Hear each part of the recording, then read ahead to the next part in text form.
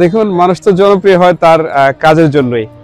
তো যতটুকু জনপ্রিয়তা আছে নিশ্চয়ই কাজের জন্যই, আর মানুষ হয়তো ওই জন্যই পছন্দ করে। তো আমার কাছে মনে হয় কাজের জন্যই, আর সামনে নিশ্চয়ই আর ভালো কাজ করবে, এটাই আমরা প্রত্যাশা করি।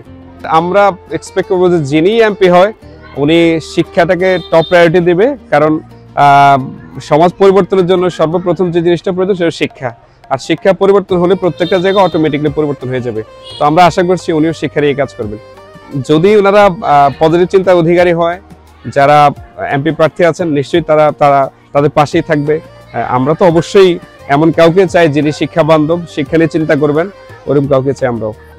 আমি আসলে বাংলাদেশের টপ একটা প্রতিষ্ঠানে কাজ করতাম স্পোকেন এবং আইএলটিএস নিয়ে।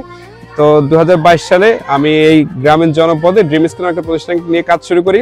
আমার মূলত উদ্দেশ্যটা ছিল, আমার দেশে প্রেক্ষাপট একটা ট্রেন্ড ছিল যে কি যেখানে বাংলাটা ভালো পড়ানো, মানে জেনারেলটা ভালো পড়ানো, এখানে কোনো একটা কারণে আরবিটা একটু অবহেলিত।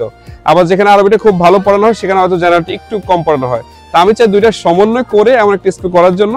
ওই চিন্তা নিয়ে 2022 সালে স্কুলটা শুরু করি, এবং আমাদের প্ল্যান হলো 5ম শ্রেণী পর্যন্ত একটা বাচ্চা কমপক্ষে 1 পারা করে মুখস্থ পারতে হবে। তার মানে সে যদি কেউ জিজ্ঞেস করে যে তুমি এক ওয়াক্ত নামাজ পড়াতে হবে, সে পারবে। যদি বল তুমি একটা ইংলিশ প্রেজেন্টেশন দাও, সে পারবে।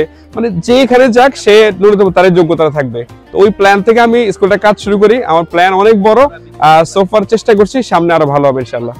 আমার কাছে মনে হয় এবার তরুণরা যথেষ্ট সচেতন, এবং তারা ইমোশনাল হয়ে কখনো এবার কাজ করবে না। তারা খুবই সিরিয়াস, এবং তারা এখন পর্যন্ত পর্যবেক্ষণ করছে পরিস্থিতি, এবং তারা চিন্তা করেই নিশ্চয়ই তার মূল্যবান ভোট দিবে। আমি তো আসলে উনি যখন এমপি ছিল তখন খুব ছোট ছিলাম, ওইভাবে জানার সুযোগ হয়নি।